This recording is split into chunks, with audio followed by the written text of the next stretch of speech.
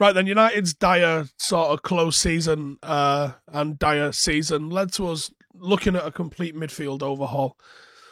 People have thrown out several different positions that need refreshing, and obviously we mustn't forget that was and always has been the most important need, and that is defensive midfield.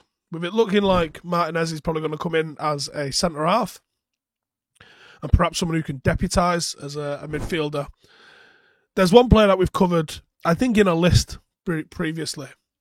And when we're looking at where we are signing our players from at the moment, they're essentially people who are Dutch or have played in Holland almost exclusively.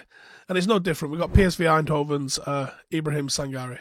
So during the 21-22 season, he's shown massive growth in his passing, his dribbling, his overall sort of attacking attributes. He is a very naturally gifted player with a bit of a dual monster mentality. Like he loves getting into the mix, and he loves taking people on in little battles. And that's mostly defensive sort of attribute that he's got. But his ability on the ball, that's really improved. And that's where I think he's getting the shouts to go and start at an elite club. Strength, power, explosiveness, ball control, even got a bit of a good range shot, which you don't really see too often because of where he usually plays most of his football, but he's got it all. He's a big lad, about 6'3". He's got a real solid frame, makes him a bit of a standout when he's on the pitch. Now, rating him just on physical attributes alone does him a massive disservice. What makes him a real good prospect, I think, is not just the combination of being such an imposing figure and the skills that are normally linked with central midfielders that, Xavi and Iniesta kind of popularised, your 5 foot something sort of players. Ball carrying through midfield is one of the main attributes.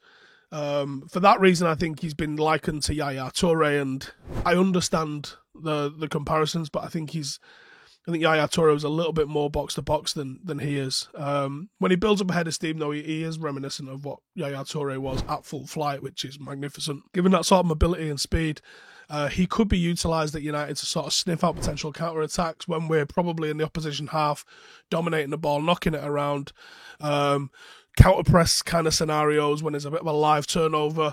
It's a really important role given how important pressing is going to become for Manchester United next season. He did only get 3 goals and 2 assists in the 29 games in the Eredivisie last season. But if you're judging a defensive midfielder on goals and assists, then you're just doing it in the wrong area. He is a machine. He is a destroyer.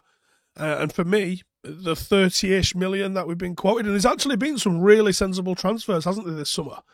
I think the 30-ish million that's kind of been quoted for him would be an absolute steal.